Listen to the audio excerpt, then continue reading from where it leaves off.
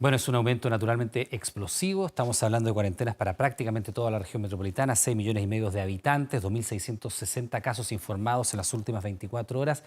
Mucho por desglosar. Estamos con la ministra Carla Rubilar para hablar sobre esto. Ministra, ¿cómo está? Buenas noches. Muy buenas noches, Iván. Gusto saludarle. Igualmente, lo primero que quiero preguntarle, la verdad, cuando usted vio la cifra temprano hoy día, en la interna, usted además ha sido parlamentaria, es médico. ¿Qué pensó de estos 2.660 positivos en un día? Bueno, Iván, yo creo que hoy día cuando uno ve la cifra de 2.660 exámenes positivos, con una cantidad de exámenes cerca de 10.000, es decir, no con mucha más cantidad de exámenes, y uno empieza a ver cuánto es la positividad que tiene esta cantidad y uno se da cuenta que aumentó de forma importante, uno se pregunta qué pasó. Esa es la pregunta, porque llevábamos varios días en los cuales la positividad había aumentado, es cierto, habíamos llegado a 18, algún día había vuelto a bajar 14, un día tuvimos 9, y de repente tener 25, por supuesto que sorprende y uno se pregunta qué pasó. Ahí uno tiene que empezar a mirar un poquito para atrás qué tiene que ver el tema de los exámenes y cómo se están informando, y tal vez uno cuestionarse si la cantidad de exámenes que se informan al día tiene que ver con una estabilidad diaria, o tal vez en algunos días estamos teniendo mucha información de algunos exámenes, pero igual este nivel de positividad, por supuesto que nos alerta, nos prende las alertas. Esta es la evolución del número de exámenes informados, que es bien pertinente con lo que usted está diciendo. Aquí lo tenemos por fecha, el 25, por ejemplo, de marzo, y va subiendo, ¿no? Hasta llegar al mes de mayo. Y para que la gente lo entienda también en la casa, ¿no? En línea azul están los exámenes nuevos, en la línea roja son los exámenes nuevos, media móvil de 3 días y la media móvil de los últimos 7 días. Y se ve, sobre todo a partir de esta fecha, ¿no? ¿Qué es lo que uno ha visto, ministra? Sí. Me voy a acercar, pero no mucho, porque... No mucho, por favor. Exactamente. 30 de abril. Hasta aquí, si uno lo comparamos, teniendo en cuenta esto, llevábamos lo que habíamos hablado de una meseta. Nadie se atrevía a hablar tanto, pero ya habíamos como consensuado el término meseta con volúmenes de contagios que eran 400, 500, 550, pero después del 30 de abril se salta más de 1.000. Y sin embargo, ayer ya saltamos en un 60% de 1.600 y fracciona 2.600. Sí, yo creo que en esto hay que ser bien honestos, Iván. Nosotros fuimos evolucionando en una tasa de exámenes diarios que se informaban cerca de 3.000, 4.000 al inicio. Recuerda que partimos con el ISP. Número, para que la gente entienda, claro, el número de exámenes. Estamos en el 25 de marzo en este esquema, pero partimos antes. Nosotros partimos con el ISP, después fuimos aumentando en los laboratorios y partimos con 3.000, 4.000 exámenes. Hoy día estamos en un promedio más o menos de 12.000 exámenes informados, más o menos en este momento. Es decir, hemos aumentado, y por eso, si usted puede ver, esta línea, la amarilla es la más clara, que muestra cómo va subiendo Casi de forma... llega a 14.000, que es como 13.000 y fracción. Exactamente, tuvimos un pic de 13.000 y algo, casi 14.000. Pero la pregunta que uno se hace es finalmente qué pasó, por qué aumentamos tanto. Efectivamente, llegó un momento que salimos a testear. Y salimos a testear masivamente, ya no a la persona que iba a nosotros a consultarnos por sintomatología. Incluso ampliamos la sintomatología. Consideramos, por ejemplo, la falta de olfato, la falta de gusto, que no eran síntomas que estábamos considerando para hacer el examen. Y esa fue una estrategia consensuada con los expertos. Y por lo tanto, este salto tiene que ver con ese cambio de estrategia. Y también el aumento de positividad de ir a las cárceles, a los centros de adultos mayores, a los lugares donde probablemente había más positivos porque había un caso de contagio. Sin embargo, también hay que reconocer que aunque aumentamos de forma importante la cantidad de exámenes, también es cierto que la positividad no aumentó. Y ya no se justifica efectivamente solo con la cantidad de testeo, la cantidad de exámenes positivos que estamos teniendo. ¿Por qué este gráfico es tan importante? Porque usted ve que oscila en los días. Tiene que ver con la cantidad de exámenes que informa cada laboratorio. Por eso es importante ver la tendencia. Lo que nosotros hemos hecho en Chile es aumentar sustancialmente la cantidad de testeos, pero esto no justifica la cantidad de pacientes positivos que estamos teniendo, sino que también el mayor contagio que se está dando profundamente en la región metropolitana. Cuando uno ve el desglose de la región de exámenes de las personas positivas diarias, uno se encuentra que el fuerte está en la región metropolitana. Hablando con distintos especialistas, uno tiene que tratar de recurrir a las primeras fuentes que han hecho proyecciones y decían que esto era probable que ocurriera. Tomás Pérez Acle, usted lo tiene que haber visto en los medios, nos comentaba recién ayer que efectivamente se habían prácticamente duplicado el número de test, el testeo, y acá está bastante claro para que la gente entienda. Esta es la cantidad de test que se hacen al día.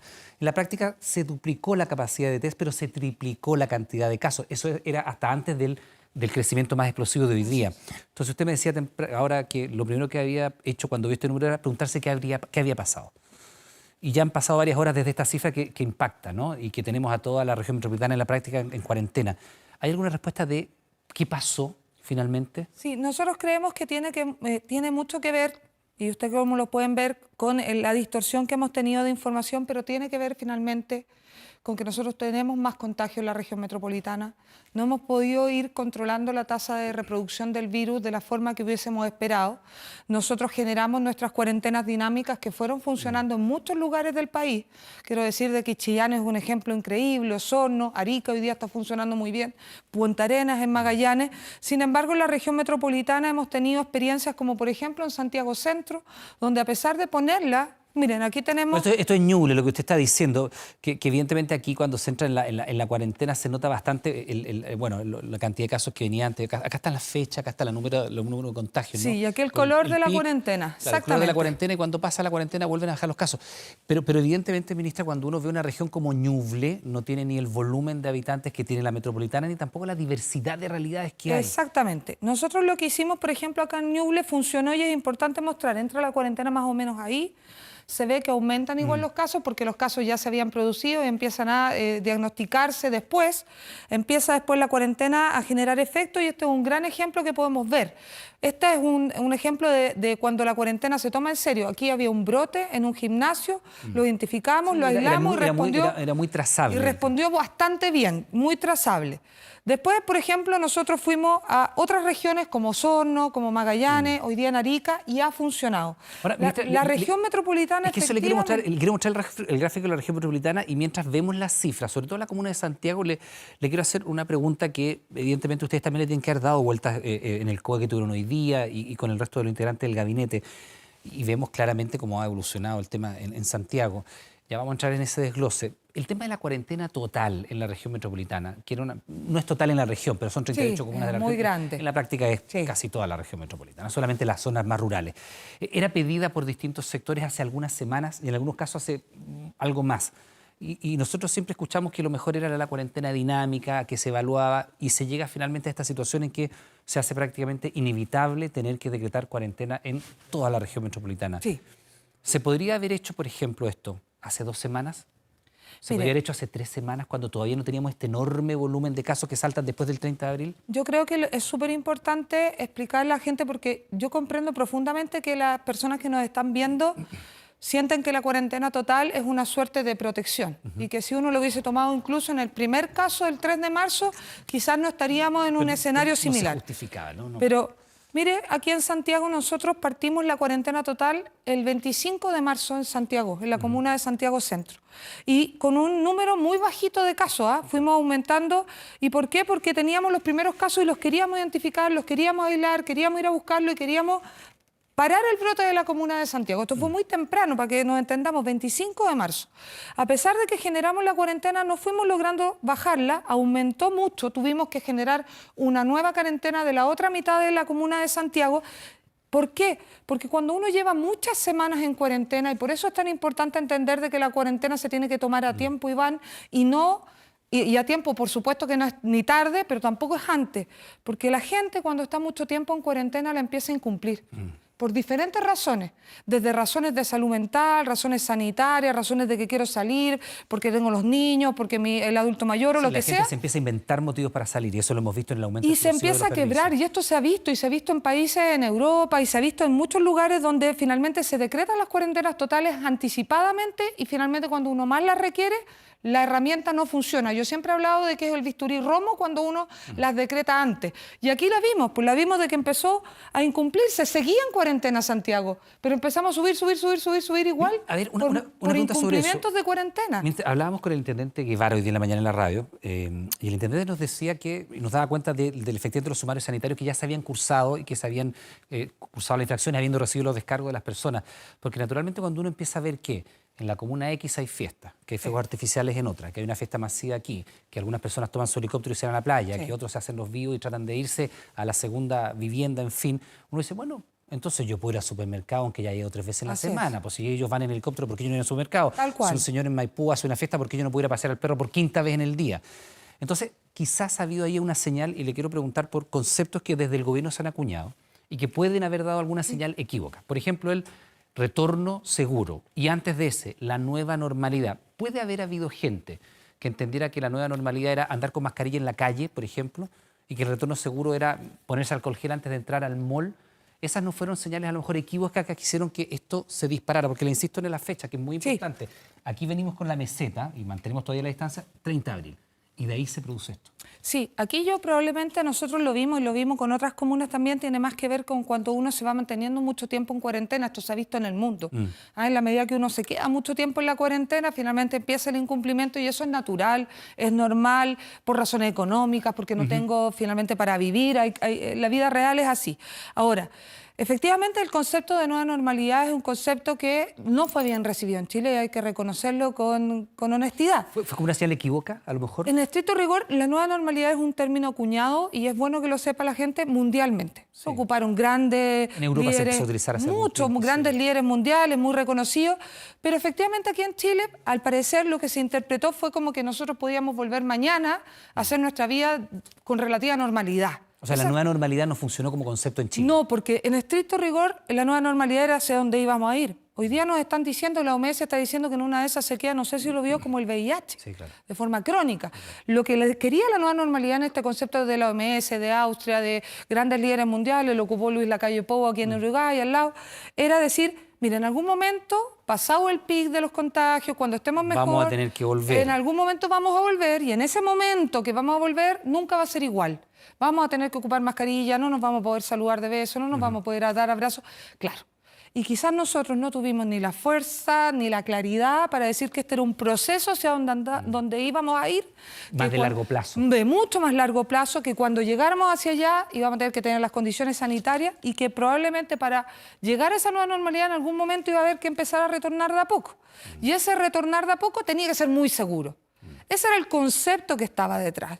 Finalmente, y uno no lo puede negar, no lo puede medir tampoco, pero por supuesto que nosotros miramos con detención cuánto puede haber influido o no. Ahora, yo estoy convencida de que el fuerte de esto tiene que ver con que nosotros hemos sentido como país y pensamos quizás que bastaba con decir lo importante que era el autocuidado para cuidar a los demás y lo relevante que era cumplir las medidas. Hicimos una gran campaña comunicacional en la materia y pensamos que tal vez no iba a ser tan necesario hacer medidas quizás más estrictas, más duras, pero cuando vemos un helicóptero efectivamente salir a la playa, cuando vemos fiestas de 400 personas, claramente hay personas, no todas, porque varias han cumplido la cuarentena y yo me quiero quedar también con eso, hay personas que no han entendido que esto también tiene que ver con responsabilidad individual, tiene que ver con lo que yo hago con mi vida para el bien común de las otras personas. Ministra, ahora, claro, uno puede pensar que el concepto de la nueva normalidad o el retorno seguro a lo mejor no caló profundo y yo siento, porque muchas veces nosotros mostramos gráficos comparando la cantidad de testeos, la tasa de mortalidad y tenemos algunos al respecto. Quizás caímos todos en esta sensación de que lo estábamos haciendo muy bien y que no nos iba a pasar lo que pasó en Italia, y que no nos iba a pasar lo que pasó en España, y que estábamos muy lejos de las situaciones como las que se vienen, y sí lo estamos, de Ecuador, pero que no íbamos a llegar ni a eso, ni a lo de Brasil, ni nada. Y a lo mejor caímos en la suerte de creer que lo habíamos hecho tan bien que podíamos salir a la calle. Tanto que se abrió un mall por un día, la Pumanque, y se dio cuenta que no se podía funcionar y tuvo que cerrarse. Tanto que el comercio, incluso desde el gobierno, sacaron un protocolo de reapertura del comercio, cuando hoy día parecería bastante lógico que es imposible el comercio como se conoce. ¿Caímos en una suerte de exitismo a ratos? Yo siento de que nosotros como gobierno nunca nos hemos planteado en el exitismo porque sabíamos que finalmente nosotros, a diferencia de Europa y Estados Unidos, nos acercábamos al invierno. Y ese era un tema súper relevante. Y a diferencia del inicio, donde partía la pandemia en comunas más acomodadas, porque en estricto rigor venían de fuera, claro, gente que viajó, de viaje, etcétera, y vamos a empezar a entrar en comunas más vulnerables. Sí nos pasó que en algunas regiones esto funcionó bastante bien. La región metropolitana se ha comportado de una forma diferente. Tiene muchas diferencias evidentes, pero también tienen regiones en las que nos ha ido bastante bien, tasas de pobreza incluso mayor que muchas comunas de la región metropolitana. Pero tiene un comportamiento diferente y en ese sentido la región metropolitana llegó el momento en el cual, Iván, había que decretar la cuarentena total y nosotros lo dijimos desde el primer día y yo puedo dar fe, que tengo muchas entrevistas de este estilo, que dije que el momento en que fuera necesaria la cuarentena total, que es una cuasi cuarentena total de la región esta, lo íbamos a hacer. Y este momento llegó hoy día. ¿Y por qué llegó hoy día? No porque está hoy día desbordado el sistema de salud, un sistema de salud que recordemos que es precario siempre, pero nosotros hemos logrado ir aumentando nuestra capacidad en camas críticas, en ventiladores, en capacitación, etcétera. No hoy día está desbordado porque tenemos más de 500 ventiladores disponibles. Ahí le quiero pedir a Alejandra que nos dé una gráfica que tiene nuestra directora, a ver si podemos ver que es un tema que preocupa mucho, ministra. Nosotros estuvimos recorriendo UCI, postas y vimos la ventilación mecánica, donde francamente es un tema crítico. Al menos las que nosotros tocó visitar, que fueron 3, no había camas UCI disponibles. El Carmen, San José y la Posta Central. No había camas UCI disponibles. Incluso se estaban haciendo traqueostomía de manera bastante irregular para sacar a un paciente de ventilación mecánica, porque esto es lo que está pasando con la ventilación mecánica. Se ha ido reforzando, pero también la demanda de ventilación mecánica ha ido creciendo. Y le pregunto a usted, naturalmente cuando uno ve estos números y ve la cantidad de contagios de hoy día y hace una proyección de que esto puede ser un aumento que no sabemos hasta dónde va a llegar el pic, ¿en qué momento se cruzan la capacidad de reacción del sistema sanitario con la cantidad de demanda? Es decir, ¿cuándo podría colapsar nuestro sistema de salud si es que eso va a ocurrir? Bueno, yo creo que esto es súper relevante, Iván, y le agradezco la pregunta. Este es un gráfico muy importante, está desde el 9 de abril, pero obviamente que va desde antes. Esto muestra cómo nosotros hemos ido aumentando nuestra capacidad de camas críticas. La cama crítica, para que la entiendan, si bien tenemos intermedio, unidad de cuidado intensivo, lo cierto es que se asocia a un ventilador. Por eso uno habla de ventiladores, ¿ya? Urgenciólogo, ventilador. Exactamente. Entonces uno va viendo cómo ha ido aumentando. Nosotros partimos con 1.229 ventiladores en la red. Ya, hoy día vamos en más de 1.900 ventiladores y esperamos llegar a 3.315 más o menos, y de ser necesario incluso podríamos llegar a más haciendo otro tipo de cosas como son convertir, por ejemplo, algunas máquinas de anestesia y otras cosas, incluso pediátricas. Más los proyectos que se están desarrollando. Más todo lo que está llegando. Y ustedes lo han visto. Nosotros hemos visto lo de la Cámara de Comercio. Exactamente. También, de la CPC, pero y también los proyectos que están siendo financiados por Corfo. Exactamente. Y lo importante es decir que aquí tenemos, como ustedes pueden ver en colores, que nosotros tenemos ventiladores que están ocupados por pacientes que no son COVID, porque acuérdense que necesitamos... Claro, todo lo que están acá abajo. Nosotros necesitamos, para algunos pacientes que no son todas las COVID, otras enfermedades que son por supuesto que siguen estando los ventiladores ocupados por pacientes COVID que efectivamente han ido aumentando. Eso es lo que usted dice, la red se está estresando por COVID, además de por las enfermedades habituales que tenemos, pero todavía tenemos 553 ventiladores disponibles hoy día para cualquier lugar de Arica Magallanes. Eso es, ojo que ahí le quiero llevar a un tema, ministra, porque hay mucha gente que está viendo ahora y bueno, quiere saber. Esto es hasta ayer, con reportados, tiene que haber sido los 1.400 casos, no los 1.600 porque vamos con un desfase. Evidentemente de aquí en adelante uno podría pensar que si ya tenemos 2.660 casos reportados hoy día, que vamos con un desfase. Hay quienes dicen que incluso por lo que se están demorando los PCR podría ser no solo un desfase de una hora, sino que 2 semanas, por decirle algo.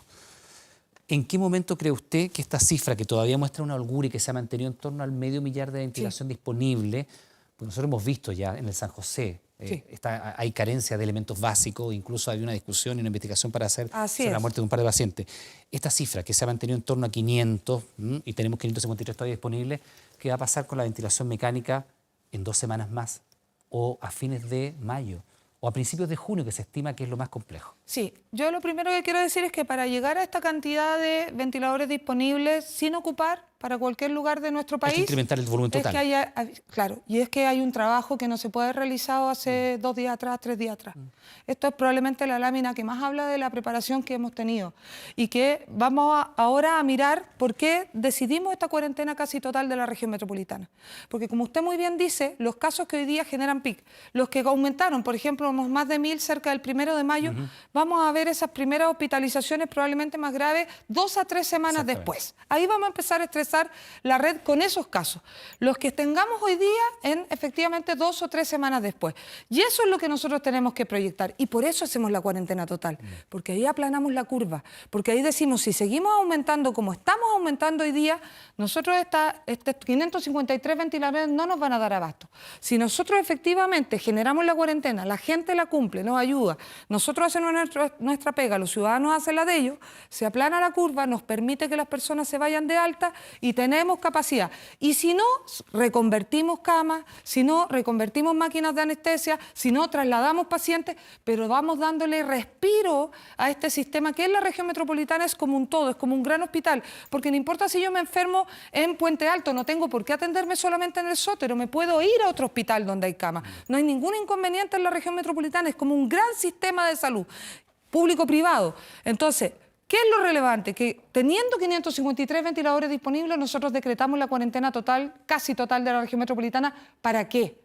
Para que efectivamente en 2 semanas más no estemos en un nivel que digamos ya no tenemos ventiladores disponibles. Ministra Carla Rubilar, tenemos una información más que vamos a compartir que tiene que ver con la tasa de letalidad, que es importante, mientras nuestra directora la pone en pantalla, que esto es un dato que es relevante porque da cuenta de, en el fondo, cuán letal es el virus en nuestro país y nosotros, si nos comparamos con los países OCDE, estamos bien, con un 1,1%, pero evidentemente esta foto tiene un retraso. Sí. Tiene un retraso y es importante tener esa consideración.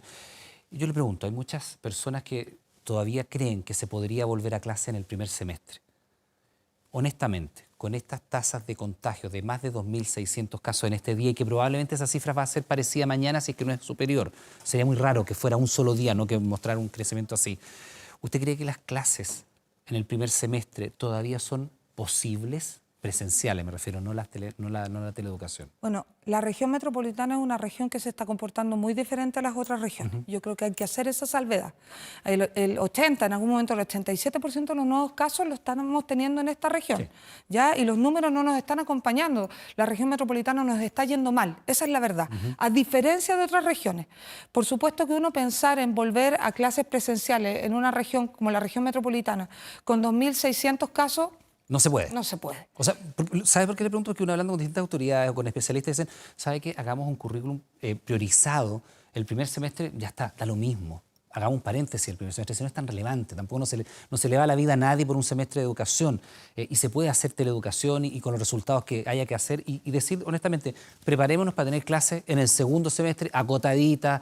¿Es eso posible para darle señal a la ciudadanía? Porque esto puede ser 2 o 3 meses más todavía de un golpe muy duro para el país. Mire, Iván, yo creo que no hay preocupación más grande que la de los papás y las mamás que están viendo efectivamente esto y preguntan por sus hijos y qué va a pasar con sus hijos. Y muchos de ellos disponibles a perder el año. Sí, claro. O sea, la gente dice, me da lo mismo el año, me da lo mismo. Yo quiero a mi hijo conmigo. No, por supuesto, ¿no es cierto? Y uno entiende porque es completamente razonable. Cualquiera de nosotros, es completamente razonable. Tiene hijos, yo tengo hijos, todo el mundo dice, ¿qué me importan las clases? Me importan los niños. Exactamente. Ahora, entendemos también que la realidad es diferente porque hay papás que necesitan efectivamente la protección del colegio, etcétera. Pero lo que sí le puedo asegurar, Iván, es que mientras las condiciones sanitarias no estén, no va a haber un lugar donde se abran los colegios. Eso sí se lo puedo asegurar. ¿Por qué? Porque la prioridad del gobierno ha sido siempre la salud de las personas. Y por eso nunca dijimos una fecha determinada, siempre fuimos viendo y dijimos, y a pesar de que teníamos, acuérdese, el 27 de abril, que fue la primera fecha que dijimos que tal vez podíamos volver, en esa fecha estábamos en meseta. Y estábamos en resultados bastante buenos. Y así todo el presidente dijo, no voy a hacer mayo. Volver, esperemos mayo, veamos qué pasa, está estimado el pic. Evidentemente mayo no es. Y por eso le digo, entonces, si incluso el 27 de abril, cuando los números, entre comillas, nos acompañaban con una meseta a los 500, 550, y con la tasa de letalidad baja que seguimos manteniendo y que eso ojalá se mantenga así porque esto es una maratón o siquiera un partido de largo aliento a donde todos jugamos como equipo. En esta maratón nosotros finalmente nos vamos a evaluar en cómo nos fue al final de la pandemia. Ministra, y lo que yo le quiero decir es que si el presidente tomó esa decisión el 27 de abril, cuando entre comillas estábamos con números de cantidad de contagiados mucho más positivos y una expectativa mejor, y no volvió a clase y no forzó las clases es porque está convencido de que hay que cuidar a nuestros niños por sobre todo. Ese 1,1% que he visto acá es una cifra relevante en la experiencia de los otros países, de estos países, Francia, Italia, el Reino Unido. Esa cifra se revierte cuando el sistema de salud colapsa. Así es, tal cual. Porque, vamos a decirlo, es tremendo, pero es así y hay un protocolo de la Universidad Católica que el rector Sánchez diseñó precisamente para la última cama. Porque ese es un protocolo que es muy relevante, que probablemente en su minuto lo hablamos acá, entrevistamos al rector y a lo mejor la gente no le dio todo el sentido que hoy día puede tener. Porque cuando empieza a colapsar el sistema de salud, usted tiene 10 ventiladores mecánicos, pero tiene 50 pacientes que lo requieren, ahí hay que tomar decisiones que son muy dolorosas. Privilegiar a qué paciente se le entrega tal recurso. Eso le pasó a Italia, a España. Por eso, le pasó a todos estos países que tienen finalmente estas tasas que son las más duras, ¿no? Porque aquí es la cantidad de gente que se muere finalmente. Nosotros estamos por allá todavía. Yo le pregunto a usted honestamente, ¿nuestro sistema de salud no va a colapsar o es probable que colapse? Mire, nosotros estamos haciendo todo lo humanamente posible para evitar el colapso del sistema y eso tiene que ver con reconvertir camas, tiene que ver con traer más ventiladores, tiene que ver con convertir las máquinas de anestesia, tiene que ver con capacitar más personal, tiene que ver con inaugurar nuevos hospitales, adelantar, todo lo que podemos hacer nosotros. Y pese a ello. Pero ojo, Si efectivamente nosotros seguimos creciendo a la tasa de contagio que está creciendo la región metropolitana, entendiendo que esto se mantuviera en esa suerte de pirámide más egipcia y no haciendo estas mesetas que nosotros queríamos como en una pirámide maya, sino que es una cosa muy empinada como un Monte Everest. Si eso sigue así, por supuesto que va a colapsar, porque cualquier sistema de salud del mundo colapsa así, porque eso contagia a todo el mundo al mismo tiempo. ¿Qué es lo que nosotros hemos intentado durante todo este tiempo? Y fíjese que vamos a cumplir 2 meses desde el primer caso y no hemos generado ese colapso del sistema, a pesar de que nuestro sistema es bastante precario de salud durante el invierno. Reconozcamos que las imágenes del San José, del Padre Hurtado, son imágenes que hemos visto todos los años porque son un sistema que tenemos que potenciar mucho más fuertemente. O sea, hay que prepararse para que colapse el sistema de salud. No, hay que prepararse para cumplir la cuarentena, para que podamos aplanar la curva, porque si la aplanamos, vamos a ir liberando las camas y vamos a ir permitiendo que el sistema resista. Claro, eso sería lo ideal, que la gente pudiera entender lo importante de este mensaje, pero como usted también lo dice, si seguimos teniendo este volumen de casos y el pic, como usted dice, esta pirámide, se parece más a una pirámide egipcia con un triangulito y no una pirámide maya con mesetas, va a colapsar en algún momento el sistema de salud. Exacto, es lo que le pasó a Italia y es lo que le pasó a España, que en algún momento los contagios fueron todos, incluso generaron el pic forzado. Sí, claro. Llegó el pic, no lo controlaron, no se dieron cuenta. ¿Sabe cuándo se dieron cuenta? Porque no testeaban. Cuando se le empezó a morir gente en los hospitales. Eso es lo que no queremos para Chile. Y por eso pusimos la cuarentena total ahora, cuando nos quedan 550 y tantos ventiladores. Porque queremos efectivamente aplanar la curva y evitar ver esas imágenes tan dolorosas y tan complejas. Para eso estamos trabajando. Y efectivamente los tiempos más duros es donde uno trabaja con más fuerza. Y eso es lo que está pasando hoy día. Y lo que le queremos pedir efectivamente a todos los chilenos y a las chilenas es que nos ayuden. Que efectivamente en esta cuarentena, en particular en la región metropolitana, hay otras cuarentenas en el resto de las regiones que también tenemos que considerar y son tan relevantes, si Santiago no es Chile. Pero hoy día la región que se está comportando mal, que nos está fallando, que no está cumpliendo, es la región metropolitana. Y necesitamos ayuda, porque efectivamente no nos podemos contagiar todos en la región metropolitana porque no hay sistema de salud que dé abasto. El 1 por algo por ciento que teníamos, ¿no es cierto?, de tasa de letalidad en Chile, que ustedes lo vieron, efectivamente está desfasado, porque tenemos días diferentes con Europa y Estados Unidos, pero yo me puedo comparar con un país limítrofe con nosotros, que tiene cuarentena total desde el inicio, en el país completo, y que tiene una tasa de mortalidad de 5.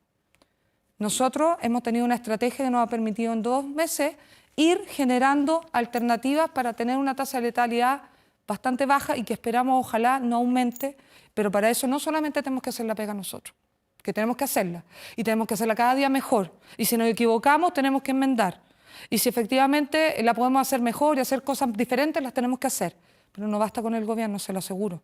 Ninguno de esos países que usted vio que les fue mal, probablemente le fue mal porque quiso que le fuera mal. No, evidente. Entonces necesitamos ayuda de todas y cada una de las personas. Bueno, ministra, vamos a tener que estar conversando probablemente en un par de semanas más para ver cómo nos ha ido, porque lo peor está por venir. Uno podría pensar que lo peor está por venir en las próximas 2 semanas de mayo y probablemente arranques de junio, ¿no? Las primeras las últimas 2 de mayo. 2 semanas de mayo nosotros vamos a ver el impacto de los pics de ahora y por lo tanto son cruciales. Así que ojalá que todo el mundo nos ayude, porque de esta salimos todos o no salimos, esa es la verdad. Ministra Carla Rubilar, muchas gracias. Buenas noches.